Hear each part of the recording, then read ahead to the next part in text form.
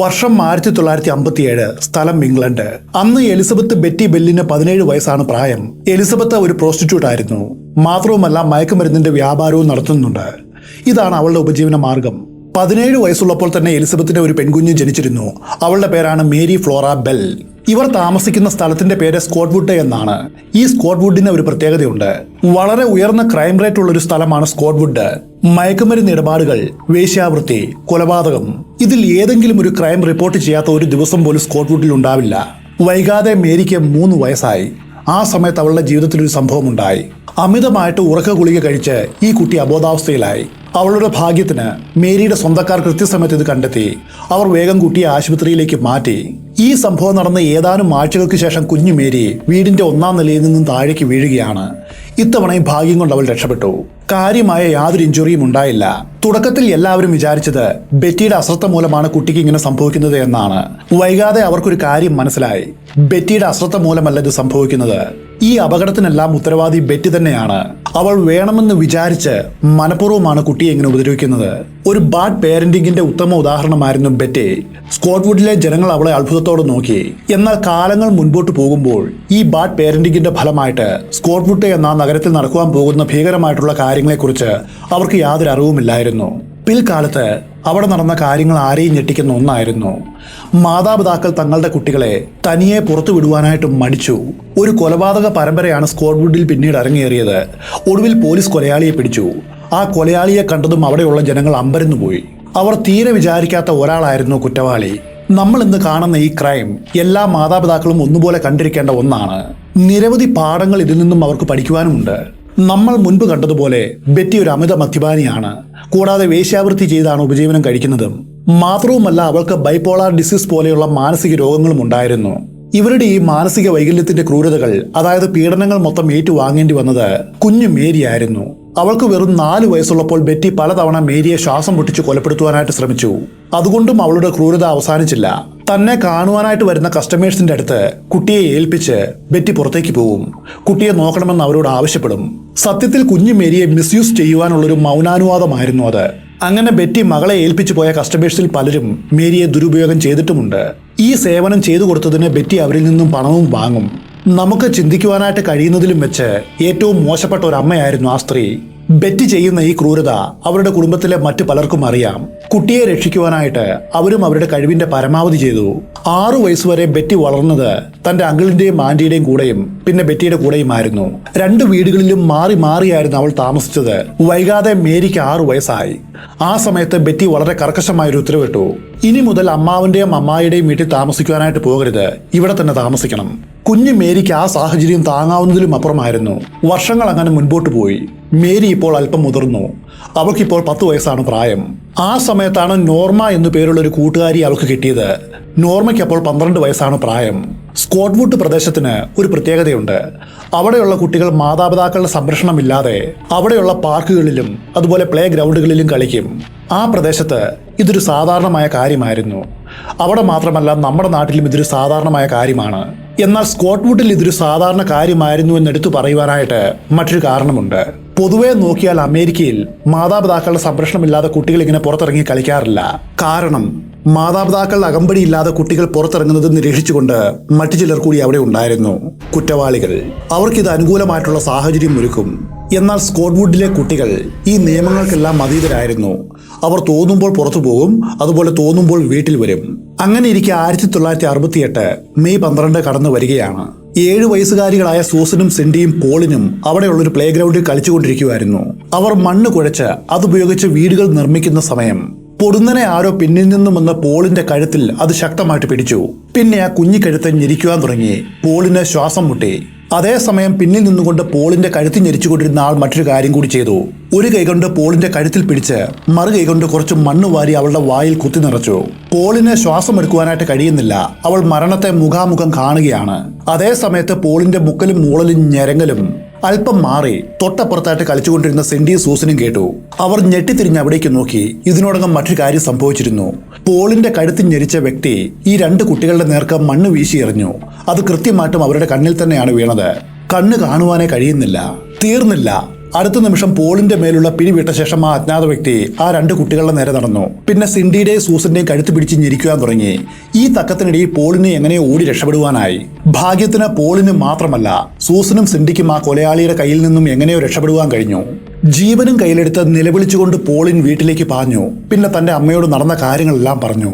ഇത് കേട്ട് ഭയന്ന പോളിന്റെ അമ്മ വേഗം പോലീസിൽ വിവരം അറിയിച്ചു. എന്നാൽ പോലീസ് ആവട്ടെ ഈ പരാതി അത്ര കാര്യമായിട്ടെടുത്തില്ല. കുട്ടികൾ കളിക്കുന്ന സമയത്ത് അവർ തമ്മിൽ എന്തെങ്കിലും വഴക്കുണ്ടായി കാണും. അങ്ങനെയാണ് അവർ അനുമാനിച്ചത്. പേരിന് ഒരു അന്വേഷണം മാത്രം നടത്തിയിട്ട് അവർ മടങ്ങിപ്പോയി. ഈ അപകടമുണ്ടായ 3 ദിവസം കഴിഞ്ഞിട്ടും പോളിന്റെ കഴുത്തിൽ ആ പാടുകൾ ഉണ്ടായിരുന്നു. കൊലയാളിയുടെ കൈയുടെ പാടുകൾ, അവളുടെ കഴുത്ത് പിടിച്ച് ഞെരിച്ച അടയാളം. ഇത്രയും നേരം വരെ നമ്മൾ കേട്ടത് സ്കോട്ട്വുഡ് പ്രദേശത്ത് കുട്ടികൾക്ക് നേർക്കുണ്ടായ ഇത്തരം ചെറിയ ചെറിയ ആക്രമണങ്ങൾ മാത്രമാണ്. എന്നാൽ അതിനുശേഷം സംഭവിച്ച കാര്യങ്ങൾ ആരെയും ഞെട്ടിക്കുന്നതായിരുന്നു. ഒരു മനുഷ്യനും സ്വപ്നത്തിൽ പോലും വിചാരിക്കാത്തത്. 1968 മെയ് 25 സമയം ഉച്ച കഴിഞ്ഞ് ഏകദേശം 3:15 ആയിട്ടുണ്ട്. മാർട്ടിൻ ബ്രൗൺ എന്നു പേരുള്ള ഒരു ബാലൻ, അവന് 4 വയസ്സാണ് പ്രായം. മാർട്ടിൻ അമ്മയുടെ അടുക്കൽ നിന്നും കുറച്ച് പണം വാങ്ങി സമീപത്തുള്ള ഒരു കടയിൽ പോയിട്ടൊരു ലോലിപോപ്പ് വാങ്ങി. അതും ആസ്വദിച്ച് നുണഞ്ഞുകൊണ്ട് മടങ്ങി വരുന്നതിനിടെ അവൻ സമീപത്തുള്ള ഉപേക്ഷിക്കപ്പെട്ട ഒരു കെട്ടിടത്തിലേക്ക് കയറി. മാർട്ടിൻ പതിവായിട്ട് ആ കെട്ടിടത്തിലേക്ക് വരാറുണ്ട്. ആളൊഴിഞ്ഞ ആ കെട്ടിടത്തിൽ ഏകനായിട്ടിരുന്ന് അവൻ കളിക്കാറുണ്ട്, സമയം ചെലവഴിക്കാറുമുണ്ട്. ഇന്നും അതുപോലെ എന്തെങ്കിലും കളിച്ച് നേരം കളയുവാനാണ് അവൻ ആ കെട്ടിടത്തിലേക്ക് പോയത്. ഈ സംഭവം നടന്ന് ഏകദേശം ഒരു 15 മിനിറ്റ് കഴിഞ്ഞു. സമയം അപ്പോൾ കൃത്യം 3:30. മാർട്ടിനെ പോലെ മറ്റ് നിരവധി കുട്ടികളും ആ കെട്ടിടത്തിലേക്ക് വരാറുണ്ട്. അവിടെ കളിക്കുവാനോ അതുപോലെ അവിടെയുള്ള സ്ക്രാപ്പുകൾ പെറുക്കുവാനോ അങ്ങനെ തുടങ്ങി പല പല ആവശ്യങ്ങളുണ്ട് അവർക്ക്. അങ്ങനെ അവിടേക്ക് വന്ന ആ കുട്ടികൾ ഞെട്ടിക്കുന്നൊരു കാഴ്ച കണ്ടു. നിലത്തായിട്ട് അവരുടെ കൂട്ടുകാരൻ മാർട്ടിൻ കിടക്കുന്നു. അതും കൈകൾ വിരിച്ച് മുകളിലേക്ക് ഉയർത്തി വെച്ച നിലയിൽ. അവന്റെ വായിൽ നിന്നും രക്തം കലർന്ന നുര പുറത്തു ചാടി കിടക്കുന്നു. ഉടൻ തന്നെ നിലവിളിച്ചുകൊണ്ട് ഈ കുട്ടികൾ സമീപത്തെ ജോലി ചെയ്തിരുന്ന ചില ആളുകളുടെ അടുക്കലെത്തി തങ്ങൾ കണ്ട കാര്യം പറഞ്ഞു. അവരും ഇവിടേക്ക് വേഗം വന്ന് നോക്കി. മാർട്ടിന്റെ ബോഡി അവരും കണ്ടു. വേഗം പോലീസിലും ആംബുലൻസിലും വിവരം അറിയിച്ചു. നിമിഷ നേരം കൊണ്ട് ആംബുലൻസ് സ്ഥലത്ത് വന്നു. വേഗം തന്നെ CPR കൊടുത്തു. പക്ഷെ അതുകൊണ്ടും യാതൊരു പ്രയോജനവും ഉണ്ടായില്ല. അവൻ അവിടെ വെച്ച് തന്നെ മരിച്ചു. തൊട്ടു പിന്നാലെ പോലീസും അവിടെ എത്തിച്ചേർന്നു. അവർ മാർട്ടിന്റെ ജഡമെടുത്ത് പോസ്റ്റ്മോർട്ടത്തിന് അയച്ചു. എന്നിട്ട് ആ പരിസരം മുഴുവനും ഇഞ്ച് ബൈ ഇഞ്ച് എന്ന കണക്കിൽ അരിച്ചു പെറുക്കി പരിശോധിക്കാൻ തുടങ്ങി.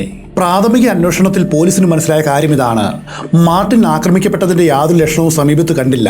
പിന്നെങ്ങനെ കുട്ടിയുടെ വായിൽ നിന്നും രക്തം കലർന്ന് നുരയും പതയും വരും? ഇതാണ് അവരെ കുഴപ്പിച്ച ചോദ്യം. എന്നാൽ ആ ചോദ്യത്തിന്റെ ഉത്തരവും സമീപത്ത് തന്നെ ഉണ്ടായിരുന്നു. അന്വേഷണത്തിൽ പോലീസിന് മാർട്ടിന്റെ ജഡത്തിന്റെ സമീപത്തു നിന്നും ഒരു ചെറിയ കുപ്പി കിട്ടി. ആസ്പിരിൻ ഗുളിക നിറഞ്ഞൊരു കുപ്പിയായിരുന്നു അത്. ഇതോടെ പോലീസ് ഒരു അനുമാനത്തിലെത്തി. മാർട്ടിൻ പതിവ് പോലെ അന്നും ആ കെട്ടിടത്തിലേക്ക് വന്നു. അപ്പോൾ ആസ്പിരിൻ ഗുളികയുള്ള ഈ കുപ്പി കിടക്കുന്നത് അവൻ കണ്ടു. ചോക്ലേറ്റ് ആയിരിക്കുമെന്ന് വിചാരിച്ച് കുട്ടി അതെടുത്ത് കഴിച്ചു. അതുമൂലം ഉണ്ടായ വിഷബാധയായിരിക്കാം അവന്റെ മരണ കാരണം. മാത്രവുമല്ല, പോസ്റ്റ്മോർട്ടം റിപ്പോർട്ടിൽ വേറെ കാരണവും പറഞ്ഞിരുന്നില്ല. അതിന്റെ അടുത്ത ദിവസം മെയ് 27 പോലീസിന് ഒരു ഫോൺ കോൾ വരികയാണ്. സ്കോട്ട്വുഡ് പരിസരത്ത് ഒരു നഴ്സറി സ്കൂളുണ്ട്. ആ സ്കൂളിലേക്ക് തലേ രാത്രിയിൽ ആരോ അതിക്രമിച്ച് കയറിയിരിക്കുന്നു. എത്രയും വേഗം ഇവിടേക്ക് വരണം, അന്വേഷിക്കണം, അക്രമി ആരാണെന്ന് കണ്ടെത്തണം. അതായിരുന്നു അവരുടെ ആവശ്യം. പോലീസ് വേഗം നഴ്സറിയിലെത്തി. അവിടെ നടത്തിയ അന്വേഷണത്തിൽ കണ്ടെത്തിയ കാര്യങ്ങൾ ഇതാണ്: അവിടെ നിന്നും ഒന്നും മോഷണം പോയിട്ടില്ല. മറിച്ച് അവിടെയുള്ള സാധനങ്ങൾ ആരോ വലിച്ചു വാരി നിരത്തിയിട്ടിരിക്കുന്നു. അപ്പോഴാണ് ഈ ചിതറിക്കിടക്കുന്ന സാധനങ്ങൾക്കിടയിൽ നിന്നും പോലീസിനൊരു കുറിപ്പ് കിട്ടുന്നത്. അതൊരു നോട്ട്ബുക്ക് ആയിരുന്നു. അതിൽ ഇങ്ങനെ എഴുതിയിരുന്നു: I murder so that I may come back. തലേ ദിവസം മരണപ്പെട്ട മാർട്ടിൻ പഠിക്കുന്നതും ഇതേ നഴ്സറി സ്കൂളിലാണ്. ഒരു പക്ഷേ ആരെങ്കിലും അവന്റെ മരണത്തെ പരിഹസിച്ചുകൊണ്ട്, ചിലപ്പോൾ പ്രാങ്ക് ആയിരിക്കാം, അതിനുവേണ്ടി എഴുതിയ കുറിപ്പായിരിക്കും ഇതെന്ന് പോലീസിന് തോന്നി. അതുകൊണ്ട് തുടക്കത്തിൽ പോലീസ് ഈ കുറിപ്പ് അവഗണിച്ച് കളയുകയാണ് ഉണ്ടായത്. എന്നാൽ വീണ്ടും വിശദമായിട്ട് പരിശോധിച്ചപ്പോൾ ഇതങ്ങനെ അവഗണിച്ച് കളയാവുന്ന ഒന്നല്ലെന്ന് അവർക്ക് മനസ്സിലായി. ആ കുറിപ്പിൽ ഒരു ക്ലൂ ഉണ്ടായിരുന്നു. കഥ മുൻപോട്ട് പോകുമ്പോൾ ആ ക്ലൂ എന്താണെന്ന് നമ്മൾ കാണും. മാർട്ടിന്റെ മരണം കഴിഞ്ഞ് ഇപ്പോൾ 2 മാസം കഴിഞ്ഞിരിക്കുന്നു. 1968 ജൂലൈ 31 ബ്രയാൻ ഹോവ് എന്നു പേരുള്ള 3 വയസ്സുള്ള ഒരു ബാലൻ തന്റെ പ്രിയപ്പെട്ട തോഴനായ നായയുമൊത്ത് അവന്റെ വീടിനോട് ചേർന്നുള്ള റോഡിൽ കളിച്ചുകൊണ്ടിരിക്കുമായിരുന്നു. അതേ സമയത്ത് വീടിന്റെ ഉള്ളിൽ തിരക്കിട്ട ജോലിയിലായിരുന്നു ബ്രയാന്റെ അമ്മ. ഏറെ നേരമായിട്ട് അവർ മകനെ വിളിക്കുന്നു വീടിന്റെ ഉള്ളിലേക്ക് വരുവാൻ. ഇപ്പോൾ വരാമെന്ന് പറയുന്നതല്ലാതെ അവൻ വീട്ടിലേക്ക് വരുന്നില്ല. ഒടുവിൽ അവന്റെ അമ്മ ദേഷ്യത്തോടെ ഉച്ചഭക്ഷണം കഴിക്കുവാനായിട്ട് വീട്ടിലേക്ക് വരുവാൻ ആവശ്യപ്പെട്ടു. എന്നാൽ അതിന് ബ്രയാനിൽ നിന്നും യാതൊരു പ്രതികരണവും ഉണ്ടായില്ല. അവർ വേഗം പുറത്തു വന്നു നോക്കി. ബ്രയാനെ കാണുന്നില്ല. പരിസരമാകെ തെരഞ്ഞു നോക്കി. എവിടെയും കാണുന്നില്ല. ഒരുപക്ഷെ അവൻ ഇതിനോടകം വീട്ടിലെത്തി കാണുമോ എന്ന് വിചാരിച്ച് വീടിന്റെ ഉൾവശമാകെ പരിശോധിച്ചു. അവിടെയും ബ്രയാൻ ഇല്ലായിരുന്നു. പിന്നെ അവർ നേരെ പോയത് അയൽവക്കത്തെ വീടുകളിലേക്കാണ്. പക്ഷെ അവരാരും ബ്രയാനെ കണ്ടിട്ടില്ലായിരുന്നു. ഇതോടെ ഭയന്നുപോയ ബ്രയാന്റെ മാതാപിതാക്കളും അയൽവാസികളും കുട്ടിയെ തെരയുവാൻ ആരംഭിച്ചു. പക്ഷെ എവിടെയെല്ലാം തെരഞ്ഞെങ്കിലും അവർക്ക് അവനെ കണ്ടെത്തുവാനായിട്ട് കഴിഞ്ഞില്ല. വേഗം തന്നെ പോലീസിൽ അവർ ഈ കാര്യം അറിയിച്ചു. സ്ഥലത്ത് വന്ന പോലീസും അവരുടെ കൂടെ കൂടി തിരയുവാൻ ആരംഭിച്ചു. ആ കൂട്ടത്തെരച്ചിലിന് ഉത്തരം കിട്ടിയത് രാത്രി 11:10 ബ്രയാന്റെ വീട്ടിൽ നിന്ന് കുറച്ച് മാറി ആൾസഞ്ചാരമില്ലാത്തൊരു സ്ഥലമുണ്ട്. അവിടെ ഉപേക്ഷിക്കപ്പെട്ട ധാരാളം കെട്ടിടങ്ങളുമുണ്ട്. അവിടെയുള്ള 2 വലിയ കോൺക്രീറ്റ് ബ്ലോക്കുകൾക്കിടയിൽ നിന്നും കുട്ടിയുടെ ജഡം അവർക്ക് കിട്ടുകയാണ്. വെറും 2 മാസത്തിനുള്ളിൽ ഒരേ പ്രദേശത്ത് 2 കുട്ടികൾ കൊല്ലപ്പെട്ടിരിക്കുന്നു. പോലീസ് കേസ് ഗൗരവമായിട്ടെടുത്തു. ഡോപ്സൺ എന്നു പേരുള്ള ഒരു ഇൻവെസ്റ്റിഗേഷൻ ഓഫീസർക്ക് ഈ കേസിന്റെ ചാർജ് കൈമാറി. അദ്ദേഹം അന്വേഷണം ആരംഭിച്ചു. ബ്രയാൻ അതിക്രൂരമായിട്ടായിരുന്നു കൊല്ലപ്പെട്ടത്. ആ 3 വയസ്സുകാരന്റെ ശരീരത്തിൽ ധാരാളം മുറിപ്പാടുകൾ ഉണ്ടായിരുന്നു. തലയിലും ശരീരത്തിലും എവിടെ നോക്കിയാലും മുറിവുകളാണ്. അതുകൊണ്ട് പ്രഥമ ദൃഷ്ടിയാ ഇതൊരു കൊലപാതകമാണെന്ന് പോലീസിന് മനസ്സിലായി. പോസ്റ്റ്മോർട്ടം റിപ്പോർട്ടിൽ നിന്നും മനസ്സിലായ കാര്യം ഇതാണ്: ജഡം കണ്ടെത്തുന്നതിനും 7 മണിക്കൂർ മുൻപ് ബ്രയാൻ കൊല്ലപ്പെട്ടിരുന്നു. കുട്ടിയുടെ കഴുത്ത് ആരോ അതിശക്തമായിട്ട് പിടിച്ച് ഞെരിച്ചിട്ടുണ്ട്. അതിന്റെ ഫലമായി ശ്വാസം മുട്ടിയാണ് ബ്രയാൻ മരിച്ചത്. ബ്രയാന്റെ ഇടത് കഴുത്തിൽ 2 മുറിപ്പാടുകളും വലത് കഴുത്തിൽ 3 മുറിപ്പാടുകളും ഉണ്ടായിരുന്നു. ബ്രയാന്റെ മൂക്ക് കൊലയാളി ചതച്ചു വെച്ചിരുന്നു. ഏറ്റവും അധികം ചതവുള്ളതും ആ ഭാഗത്താണ്. കുട്ടിയുടെ മുഖവും ചുണ്ടുകളും നീരി വെച്ച് വീർത്ത നിലയിലാണ് കാണപ്പെട്ടത്. ഇതിൽ എല്ലാറ്റിലും ഉപരിയായിട്ട് അവന്റെ പ്രൈവറ്റ് പാർട്സ് കൊലയാളി മുറിച്ചു മാറ്റിയിരുന്നു. കുട്ടിയുടെ കാലിലും തുടയിലുമായിട്ട് 6 സുഷിരങ്ങൾ കാണപ്പെട്ടു. അവന്റെ തലമുടി കൊലയാളി പ്രാകൃതമായിട്ട് മുറിച്ചു മാറ്റിയിട്ടുണ്ട്.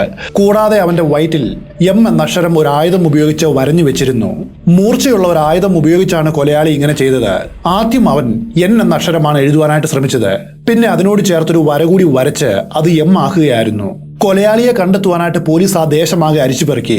സ്കോട്ട്വുഡിലെ ഓരോ വീടുകളിലും അവർ കയറിയിറങ്ങി. അവിടെ ഏകദേശം 1000-ഓളം വീടുകളുണ്ട്. 1000 വീടുകളും അവർ കയറിയിറങ്ങി. ഈ കേസുമായിട്ട് ബന്ധപ്പെട്ട 1200 പേരെ ചോദ്യം ചെയ്തു. അവസാനം അവർ ബെറ്റിയുടെ വീട്ടിലെത്തുകയാണ്. ബെറ്റിയെയും അവളുടെ മകൾ മേരിയെയും പോലീസ് ചോദ്യം ചെയ്തു. പോലീസിന്റെ ചോദ്യങ്ങൾക്കെല്ലാം അവർ വളരെ വ്യക്തമായ ഉത്തരവും കൊടുത്തു. ആദ്യം ബെറ്റിയാണ് ഉത്തരം കൊടുത്തത്. അതിനുശേഷം മേരിയോട് അവർ ചില ചോദ്യങ്ങൾ ചോദിച്ചു. പോലീസ് ചോദിച്ച എല്ലാ ചോദ്യങ്ങൾക്കും മേരിയും വളരെ സ്മാർട്ടായിട്ട് മറുപടി നൽകി. എന്നാൽ അതിനിടയിൽ അവൾ ഒരു കാര്യം പറഞ്ഞു. എനിക്കിപ്പോഴാണ് ഒരു കാര്യം ഓർമ്മ വന്നത്. ബ്രയാൻ മരിച്ച ദിവസം അവന്റെ കൂടെ 8 വയസ്സുള്ള മറ്റൊരു ബാലൻ കൂടി ഉണ്ടായിരുന്നു. അവർ ഒരുമിച്ച് കളിക്കുന്നത് ഞാൻ കണ്ടതാണ്. ബ്രയാനും ആ കുട്ടിയും തമ്മിൽ വഴക്കുണ്ടായി. ആ സമയത്ത് 8 വയസ്സുകാരൻ ബ്രയാന്റെ മുഖത്ത് അതിശക്തമായിട്ട് അടിച്ചു. താനത് കണ്ടതാണ്. മാത്രവുമല്ല, അന്നേ ദിവസം ഒരു കത്രിക ഉപയോഗിച്ച് ആ കുട്ടി ഒരു പൂച്ചയുടെ വാല് വെട്ടുന്നതും താൻ കണ്ടതാണ്. അങ്ങനെ തുടങ്ങി ഒരുപിടി വിവരങ്ങളാണ് മേരി പോലീസിനോട് പറഞ്ഞത്. മേരി ഇപ്പോൾ പറഞ്ഞ കാര്യങ്ങൾ കേട്ട് പോലീസ് ഞെട്ടിപ്പോയെന്ന് പറയാം. അതിനൊരു കാരണമുണ്ട്. ബ്രയാൻ കൊല്ലപ്പെട്ട് കിടന്ന സ്ഥലത്ത് നിന്നും പോലീസിനൊരു കത്രിക കിട്ടിയിരുന്നു. ആ കത്രികയാകട്ടെ മേരി പറഞ്ഞ എല്ലാ അടയാളത്തോടും കൂടിയുള്ളതായിരുന്നു. എന്നാൽ ഈ വസ്തുത പോലീസിന്റെ അറിവിൽ മാത്രമുള്ള ഒന്നാണ്. പുറത്താർക്കും അതേക്കുറിച്ച് അറിയില്ല. ക്രൈം സീനിന്റെ ഫോട്ടോ എടുത്തത് തന്നെ പോലീസാണ്. മീഡിയക്കാരെ സമീപത്തേക്ക് പോലും അടുപ്പിച്ചിട്ടില്ല. പിന്നെങ്ങനെ ഈ കത്രികയുടെ കാര്യം മേരി അറിയും? വെറുതെ ഒരു കഥ പറയുക മാത്രമല്ല അവൾ ചെയ്തത്. ആ കത്രികയുടെ എല്ലാ ഡീറ്റെയിൽസും അവൾ വളരെ കൃത്യമായിട്ട് പറഞ്ഞിരുന്നു. ആ കത്രിക നന്നായിട്ട് വർക്ക് ചെയ്യുന്ന ഒന്നല്ല, മൂർച്ച കുറവാണ്, അതിന്റെ ഒരു പിടി പൊട്ടിയതാണ്. അങ്ങനെ തുടങ്ങി സകല കാര്യങ്ങളും. മേരി എന്താണോ പറഞ്ഞത് അതേ അടയാളത്തോടു കൂടിയ കത്രികയാണ് പോലീസിന് ക്രൈം സീനിൽ നിന്നും കിട്ടിയത്. പോലീസ് വേഗം മേരി പറഞ്ഞ ബാലനെ കണ്ടുപിടിച്ചു. അവനെ ചോദ്യം ചെയ്തു. എന്നാൽ അവന് വളരെ ശക്തമായ ഒരു അലിബ ഉണ്ടായിരുന്നു. ക്രൈം നടക്കുന്ന സമയത്ത് തന്റെ മാതാപിതാക്കളുടെ ഒപ്പം ആ കുട്ടി എയർപോർട്ടിലായിരുന്നു. അതിനുള്ള തെളിവുമുണ്ട്. അതുകൊണ്ട് അവൻ ഈ കേസുമായിട്ട് യാതൊരു ബന്ധവുമില്ല എന്ന് പോലീസ് മനസ്സിലാക്കി. പിന്നെ എന്തിനായിരിക്കും മേരി ഈ പയ്യന്റെ പേര് പറഞ്ഞത്? ആ സമയത്താണ് പോലീസിന്റെ മനസ്സിലേക്ക് ചില സംശയങ്ങൾ കടന്നു വന്നത്. 2 കുട്ടികളാണ് ഇവിടെ മരിച്ചിട്ടുള്ളത്, മാർട്ടിനും ബ്രയാനും. ഈ 2 കേസുകളും പരിശോധിക്കുമ്പോൾ ചില സമാനതകൾ അതിൽ കാണപ്പെടുന്നുണ്ട്. 2 കുട്ടികളെയും കൊന്നത് ഒരാളായിരിക്കുവാനുള്ള സാധ്യത ഏറെയാണ്. ഈ 2 മരണത്തെയും തമ്മിൽ ബന്ധിപ്പിക്കുവാൻ കഴിയുന്ന ഏക ഫിസിക്കൽ എവിഡൻസ് എന്ന് പറയാവുന്നത് നഴ്സറിയിൽ നിന്നും പോലീസ് കണ്ടെടുത്ത ആ കുറിപ്പാണ്. ആ കുറിപ്പിൽ I murder so that I may come back എന്ന് എഴുതിയിരുന്നു. ഈ കാര്യം പോലീസിന്റെ ഓർമ്മയിലേക്ക് വീണ്ടും വന്നു. സത്യത്തിൽ ഈ നോട്ട് കണ്ടെത്തിയ സമയത്ത് പോലീസ് അതിലൊരു ക്ലൂ കണ്ടെത്തിയിരുന്നു. ആ ക്ലൂ മറ്റൊന്നുമായിരുന്നില്ല, ഗ്രാമർ മിസ്റ്റേക്ക് ആയിരുന്നു. ഈ കുറിപ്പ് എഴുതിയത് ആരായാലും അതിൽ ധാരാളം തെറ്റുകൾ വരുത്തിയിട്ടുണ്ട്.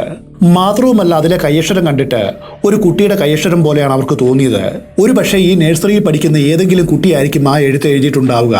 ആ കുട്ടി ആരാണെന്ന് കണ്ടുപിടിച്ചാൽ കേസ് മുൻപോട്ട് കൊണ്ടുപോകുവാൻ കഴിയും. അവർ അതിനു വേണ്ടിയിട്ട് ചെയ്ത കാര്യം ഇതാണ്. ആ നഴ്സറിയിലെ സകല നോട്ട്ബുക്കുകളും പരിശോധിച്ചു. ഈ കുറിപ്പിൽ കണ്ട കയ്യക്ഷരവുമായിട്ട് എല്ലാ നോട്ട്ബുക്കിലെ കയ്യക്ഷരങ്ങൾ ഒത്തുനോക്കി. അവസാനം കുറിപ്പിൽ കണ്ട കയ്യക്ഷരം അവിടെയുള്ള ഒരു നോട്ട്ബുക്കിലെ കയ്യക്ഷരവുമായിട്ട് പെർഫെക്റ്റ് മാച്ചിങ് ആയി. അതിനെ ഒരു നോട്ട്ബുക്ക് എന്ന് പറയുവാൻ കഴിയില്ല, 2 നോട്ട്ബുക്കിലെ കയ്യക്ഷരവുമായിട്ട് മാച്ചായെന്ന് പറയാം. നിങ്ങൾ ഇതിനോടകം ഊഹിച്ചതുപോലെ ആ നോട്ട്ബുക്കിൽ ഒരെണ്ണം മേരിയുടെയും മറ്റേ നോട്ട്ബുക്ക് അവളുടെ കൂട്ടുകാരിയായ നോർമയുടെയും ആയിരുന്നു. ഇതെല്ലാം ഒരുമിച്ച് വെച്ച് പരിശോധിച്ച പോലീസ് ഓഫീസർമാർ ഞെട്ടിപ്പോയെന്ന് പറയാം. കാരണം ആ കുറിപ്പിലുണ്ടായിരുന്ന ആദ്യത്തെ 2 വരി എഴുതിയത് മേരിയായിരുന്നു, ബാക്കിയുള്ള വരികൾ പൂരിപ്പിച്ചത് നോർമയും. ഈ 2 പെൺകുട്ടികളും എന്തിനായിരിക്കാം ഇത് ചെയ്തത്? മുൻപ് നടന്ന കൊലപാതകവുമായിട്ട് ഇവർക്ക് എന്തെങ്കിലും തരത്തിൽ ബന്ധമുണ്ടോ? അഥവാ ബന്ധമുണ്ടെങ്കിൽ അത് എങ്ങനെ? ഇതായി പോലീസിന്റെ സംശയം. ആ നഴ്സറിയിൽ വെച്ച് പോലീസ് കണ്ടെത്തിയത് ഞെട്ടിക്കുന്ന 2 കാര്യങ്ങളായിരുന്നു. ഒന്ന്, നോർമയും മേരിയും എഴുതിയ ഹാൻഡ് റൈറ്റിംഗ്. രണ്ടാമത്തെ കണ്ടെത്തൽ മേരിയുടെ നോട്ട്ബുക്ക് ആയിരുന്നു. അവളുടെ നോട്ട്ബുക്ക് പരിശോധിച്ച പോലീസ് ഞെട്ടിപ്പോയി. അതിൽ മേരി ഒരു കഥ എഴുതിയിരുന്നു. ആ കഥ ഇങ്ങനെയായിരുന്നു: ഒരു വീട്, ആ വീടിന് ചുറ്റുമായിട്ട് ഒരാൾക്കൂട്ടം നിൽക്കുകയാണ്. അപ്പോൾ ഞാൻ അവിടേക്ക് ചെന്നു. അവിടെയുള്ള ആളുകളോട് നിങ്ങൾ എന്താണ് ഇവിടെ കൂടി നിൽക്കുന്നത് എന്ന് ചോദിച്ചു. അപ്പോൾ അവർ എന്നോട് ഇങ്ങനെ പറഞ്ഞു: ഒരു പയ്യൻ ഇവിടെ മരിച്ചു കിടപ്പുണ്ട്, അവനെ ഞങ്ങൾ നോക്കി നിൽക്കുകയാണ്. അതും കൂടാതെ ആ കഥയുടെ കീഴിലായിട്ട് മേരി ഒരു ചിത്രവും വരച്ചു വെച്ചിരുന്നു. 4 വയസ്സുള്ള ഒരു കുട്ടിയെ ഒരാൾ ഉയർത്തിയെടുക്കുന്നു. ആ കുട്ടിയുടെ സമീപത്തായിട്ട് തറയിൽ ആസ്പിരിൻ ടാബ്ലറ്റ് നിറച്ച ഒരു ബോട്ടിലും കാണാം. ഇതോടെ പോലീസിന് കാര്യങ്ങളെല്ലാം മനസ്സിലായി. ഇത്രയും നേരം വരെ അവർ വിചാരിച്ചിരുന്നത് ഇതൊരു തലവേദന പിടിച്ച കേസായിരിക്കുമെന്നാണ്. എന്നാൽ അങ്ങനെ ആയിരുന്നില്ല. നിസ്സാരമായിട്ട് ഈ കേസ് തെളിഞ്ഞിരിക്കുന്നു. ഈ ചിത്രവും കുറിപ്പുകളും മേരിയുടെ നോട്ട്ബുക്കിലെ കഥയും അതുപോലെ കയ്യക്ഷരവും അവൾ കൊടുത്ത സ്റ്റേറ്റ്മെന്റും ഇതെല്ലാം കൂട്ടി വായിച്ച പോലീസിന് വളരെ പെട്ടെന്ന് തന്നെ യഥാർത്ഥ കുറ്റവാളിയിലേക്ക് എത്തുവാനായി. പോലീസ് ബെറ്റിയുടെ വീട്ടിൽ പോയ സമയത്ത് അവിടെ ഒരു ആസ്പിരിൻ ബോട്ടിൽ ഇരിക്കുന്നത് കണ്ടിരുന്നു. അവരിത് പ്രത്യേകമായിട്ട് ശ്രദ്ധിച്ചതുമാണ്. നിശ്ചയമായിട്ടും ആ വീട്ടിൽ താമസിക്കുന്ന 2 പേരിൽ ആരോ ഒരാളാണ് കൊലയാളി. ആ കാര്യം പോലീസിന് നല്ല ഉറപ്പാണ്. സ്വാഭാവികമായിട്ടും പോലീസിന്റെ സംശയം ആദ്യം നീണ്ടത് ബെറ്റിയുടെ നേർക്കാണ്. എന്നാൽ വൈകാതെ അവർക്ക് മനസ്സിലായി ബെറ്റി ഇതിൽ നിരപരാധിയാണ്. ആ 2 കൊലപാതകവും ചെയ്തത് വെറും 12 വയസ്സുള്ള അവരുടെ മകൾ മേരി ആയിരുന്നു. ഇനി നമുക്ക് പോലീസിന്റെ സംശയം മേരിയുടെ നേർക്ക് എങ്ങനെയാണ് തിരിഞ്ഞത് എന്ന് നോക്കാം. അന്വേഷണത്തിന്റെ ഭാഗമായിട്ട് മേരിയുടെ വീട്ടിലെത്തിയ പോലീസുകാരോട് അവൾ ഒരു കഥ പറഞ്ഞിരുന്നു. ബ്രയാൻ മരിച്ച ദിവസം മറ്റൊരു പയ്യനെ അവിടെ കണ്ടിരുന്നുവെന്നും അവനും ബ്രയാനും തമ്മിൽ അടിപിടി ഉണ്ടായി എന്നും ആ പയ്യൻ ഒരു കത്രിക ഉപയോഗിച്ച് ഒരു പൂച്ചയുടെ വാൽ മുറിക്കുന്നത് താൻ കണ്ടുവെന്നുമാണ് മേരി പോലീസിനോട് പറഞ്ഞ കഥ. യഥാർത്ഥത്തിൽ ഇത് പോലീസിനെ വഴിതിരിച്ചു വിടുവാനായിട്ട് അവൾ മെനഞ്ഞുണ്ടാക്കിയ കള്ളക്കഥയായിരുന്നു. അത് വേഗം തന്നെ പോലീസ് കണ്ടുപിടിക്കുകയും ചെയ്തു. അതോടെ അവർക്കൊരു സംശയമുണ്ടായി, എന്തിനായിരിക്കും മേരി തങ്ങളോട് ഈ കള്ളക്കഥ പറഞ്ഞത്? എന്നാൽ അതൊരു കള്ളക്കഥയായിട്ട് അങ്ങനെ തള്ളിക്കളയുവാനും അവർക്ക് കഴിഞ്ഞില്ല. കാരണം ക്രൈം നടന്ന സ്ഥലത്ത് അവൾ പറഞ്ഞതുപോലെ ഒരു കത്രിക ഉണ്ടായിരുന്നു. ഈ കാര്യം പോലീസിന് മാത്രം അറിയാവുന്ന ഒന്നാണ്. പിന്നെ അതെങ്ങനെ മേരി അറിഞ്ഞു? അവൾക്ക് ആ കത്രികയെക്കുറിച്ച് അറിയാമെങ്കിൽ നിശ്ചയമായിട്ടും ഈ ക്രൈമുമായിട്ട് അവൾക്ക് എന്തെങ്കിലും തരത്തിൽ ബന്ധമുണ്ടായിരിക്കും. അതായിരുന്നു പോലീസ് അനുമാനിച്ച ഒന്നാമത്തെ കാര്യം. മാത്രവുമല്ല, കത്രിക ശരിയായിട്ട് വർക്ക് ചെയ്യില്ല എന്ന് ഇവൾ പ്രത്യേകമായിട്ട് എടുത്തു പറഞ്ഞിരുന്നു. മേരി എന്തു പറഞ്ഞു അതുതന്നെയാണ് പോലീസിന് കിട്ടിയിട്ടുള്ളതും. മേരിയുടെ നേർക്ക് സംശയം വരുവാനുള്ള രണ്ടാമത്തെ കാരണം ഇതാണ്. നഴ്സറിയിൽ നിന്നും കിട്ടിയ കുറിപ്പ് കണ്ടപ്പോൾ തന്നെ പോലീസിന് ഒരു കാര്യം മനസ്സിലായിരുന്നു: ഇതേതോ കുട്ടികൾ എഴുതിയതാണ്. അതുകൊണ്ടാണ് ഇത്രയധികം ഗ്രാമർ മിസ്റ്റേക്ക് വന്നത്. അതിന്റെ തുടർച്ചയായിട്ട് നടത്തിയ അന്വേഷണത്തിൽ മേരിയുടെ നോട്ട്ബുക്ക് അവർ കണ്ടെത്തുകയും അതിലെ കഥകൾ വായിക്കുകയും ചെയ്തു. അതോടെ അവരുടെ സംശയം പൂർണ്ണമായി. അതിനുശേഷം പോലീസ് ചെയ്ത കാര്യം ഇതാണ്: മേരി എന്തിനായിരിക്കും ഈ കൊലകൾ ചെയ്തത്? അതിനവളെ പ്രേരിപ്പിച്ച കാരണങ്ങൾ എന്തൊക്കെയാണ്? അതറിയണമെങ്കിൽ അവളുടെ മുൻകാല ജീവിതത്തെക്കുറിച്ച് അറിയണം. പോലീസ് അതും അന്വേഷിച്ചു. നമ്മൾ നേരത്തെ കണ്ടതുപോലെ അവളുടെ കുട്ടിക്കാലത്ത് ബെറ്റി മേരിയെ വല്ലാതെ പീഡിപ്പിച്ചിരുന്നു. തുടക്കത്തിൽ മറ്റു കുട്ടികൾക്കുള്ളതുപോലെ നോർമലായ ഒരു ലൈഫായിരുന്നു മേരിക്ക് ഉണ്ടായിരുന്നത്. ധാരാളം സുഹൃത്തുക്കൾ, സ്നേഹിക്കുവാനായിട്ട് നിരവധി ആളുകൾ, അങ്ങനെ പെട്ടെന്നായിരുന്നു അവളുടെ ജീവിതത്തിന്റെ താളം തെറ്റിയത്. അതിന് കാരണം മറ്റാരുമായിരുന്നില്ല, മേരിയുടെ അമ്മയായ ബെറ്റി ആയിരുന്നു. ബെറ്റിയുടെ ദുർനടപ്പായിരുന്നു. ബാല്യത്തിലേറ്റ ആന്തരിക മുറിവുകളുടെ ഫലമായിട്ട് വളരും തോറും മേരിയിൽ ചില മാറ്റങ്ങൾ കാണപ്പെട്ടു. അവൾ ഏകാന്തതയെ കൂടുതലായിട്ട് ഇഷ്ടപ്പെട്ടു. മറ്റു കുട്ടികളെ ആരെയും സമീപത്തേക്ക് അടുപ്പിച്ചില്ല. ചില സമയത്ത് വളരെ ശാന്തമായിട്ടിരിക്കും. എന്നാൽ മറ്റു ചില സമയത്താവട്ടെ ഒരു അഗ്നിപർവ്വതം പോലെ പൊട്ടിത്തെറിക്കും. എപ്പോൾ വേണമെങ്കിലും അവളുടെ സ്വഭാവത്തിൽ ഈ ഒരു മാറ്റം പ്രത്യക്ഷപ്പെടാം. ഈ കാരണങ്ങൾ കൊണ്ട് മറ്റു കുട്ടികളും മേരിയെ അത്ര കണ്ട് അടുപ്പിച്ചില്ല. അവരും അവളെ അകറ്റി നിർത്തി. ഈ ഒറ്റപ്പെടുത്തൽ അവളുടെ മാനസിക നിലയെ വീണ്ടും ബാധിച്ചു. അതും വളരെ മോശമായ തരത്തിൽ. മറ്റു കുട്ടികളും അവളെ ഒറ്റപ്പെടുത്തുവാൻ തുടങ്ങി. അങ്ങനെ കൂട്ടുകാരാരുമില്ലാതെ ഏകയായിട്ടാണ് മേരി വളർന്നു വന്നത്. ആ സമയത്താണ് അവളുടെ വീടിന്റെ അടുത്ത് ഒരു കുടുംബം താമസത്തിന് വന്നത്. അവിടെയും ഒരു പെൺകുട്ടി ഉണ്ടായിരുന്നു. ആ പെൺകുട്ടിയും മേരിയും തമ്മിൽ വലിയ ചങ്ങാതിമാരായി. മേരിയുടെ മനസ്സിലെ വികാരങ്ങളും വിചാരങ്ങളും പൂർണ്ണമായിട്ടും മനസ്സിലാക്കുവാനും അവളെ ആശ്വസിപ്പിക്കുവാനും കഴിവുള്ളവളായിരുന്നു ഈ പെൺകുട്ടി. എന്നാൽ ആ സൗഹൃദത്തിന് അധികം ആയുസ്സുണ്ടായിരുന്നില്ല. ഒരു ദിവസം ഈ പെൺകുട്ടി കൊല്ലപ്പെട്ടു. അതും മേരിയുടെ കൺമുൻപിൽ വെച്ച് തന്നെ. സ്കൂളിലേക്ക് പോകുവാനുള്ള ബസ് കയറുവാനായിട്ട് അവർ തെരുവിലേക്ക് ഇറങ്ങിയതായിരുന്നു. ആ സമയത്ത് ചീറിപ്പാഞ്ഞു വന്നൊരു വാഹനം ഈ പെൺകുട്ടിയെ ഇടിച്ചു തെറിപ്പിച്ചു. തന്റെ കൺമുൻപിൽ വെച്ച് തന്റെ കൂട്ടുകാരി പിടഞ്ഞു മരിക്കുന്നത് നിസ്സഹായമായിട്ട് മേരിക്ക് നോക്കി നിൽക്കേണ്ടി വന്നു. ഈ സംഭവം മേരിയെ വല്ലാതെ തകർത്തു കളഞ്ഞു. മുൻപേ തന്നെ സൈക്കോളജിക്കൽ ഇഷ്യൂസ് ഉള്ള ആളാണ് മേരി. അതിന്റെ കൂടെ ഇതും കൂടി ആയപ്പോൾ പൂർത്തിയായി. അതിനുശേഷമാണ് മേരി മറ്റു കുട്ടികളെ ഉപദ്രവിക്കാൻ ആരംഭിച്ചത്. അവരുടെ കഴുത്ത് പിടിച്ച് ഞെരിക്കുക, കണ്ണിലും വായിലും മണ്ണ് വാരിയിടുക, അവരെ കൊല്ലുവാനായിട്ട് ശ്രമിക്കുക, അങ്ങനെ തുടങ്ങിയ കാര്യങ്ങൾ.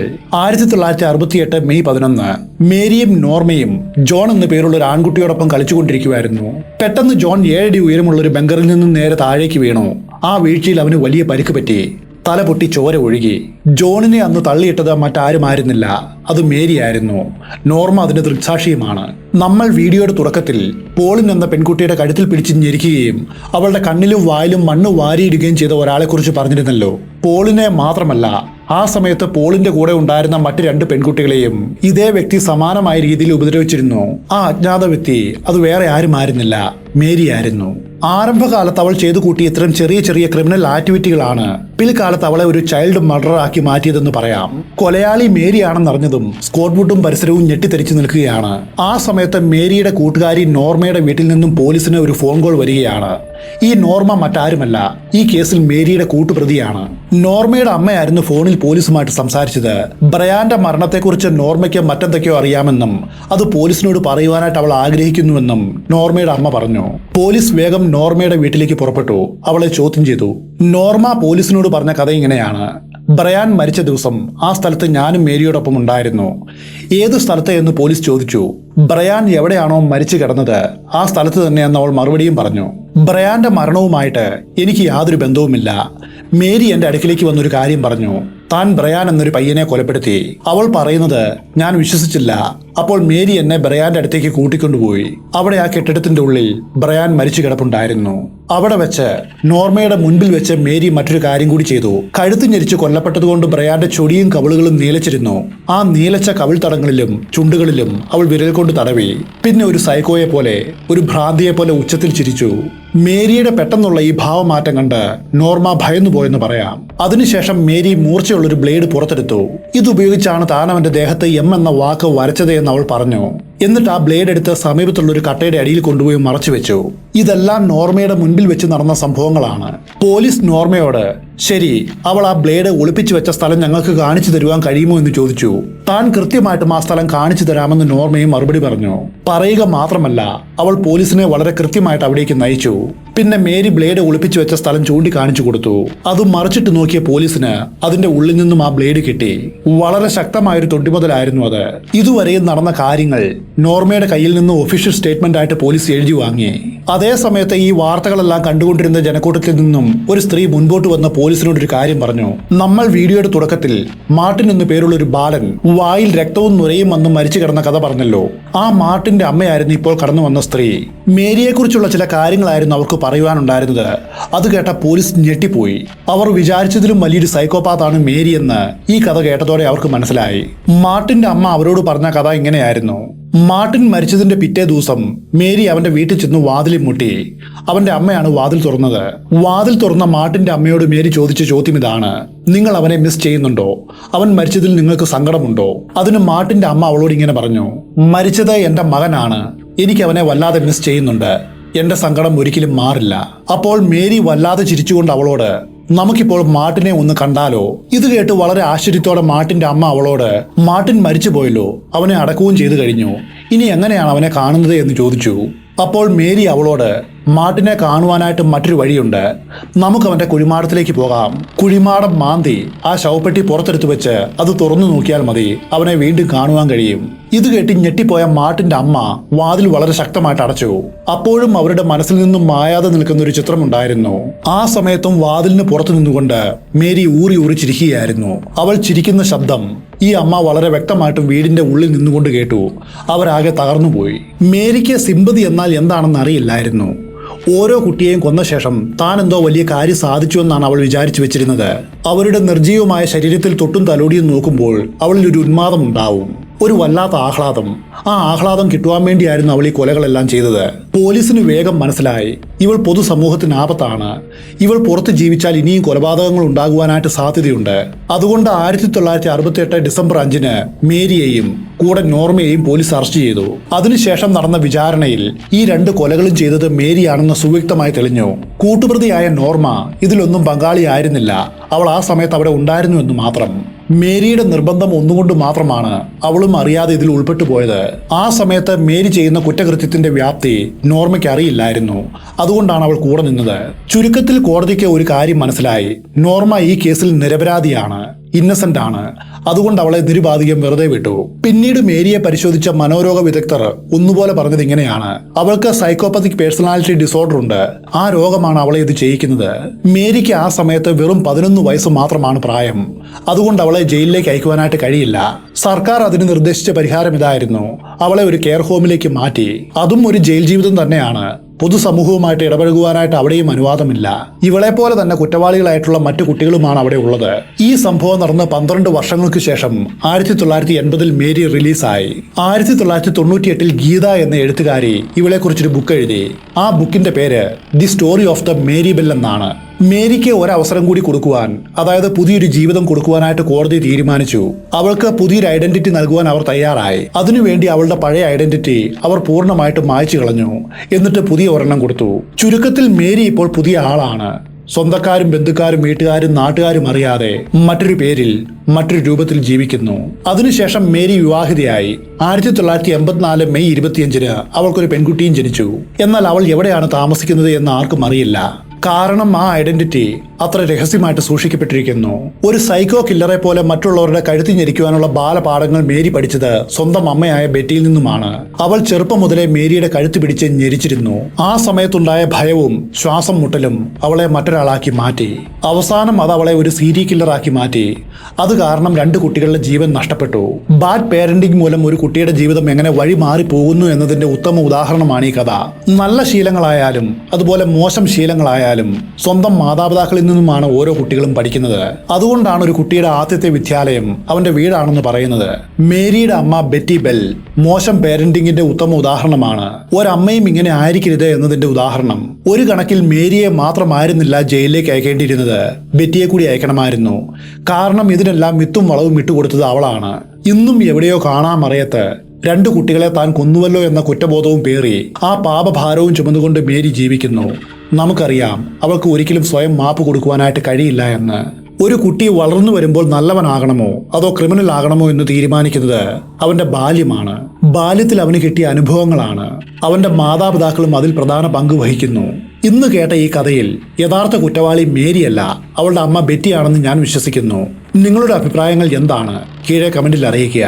മറ്റൊരു കഥയിൽ വെച്ച് നമുക്ക് വീണ്ടും കണ്ടുമുട്ടാം.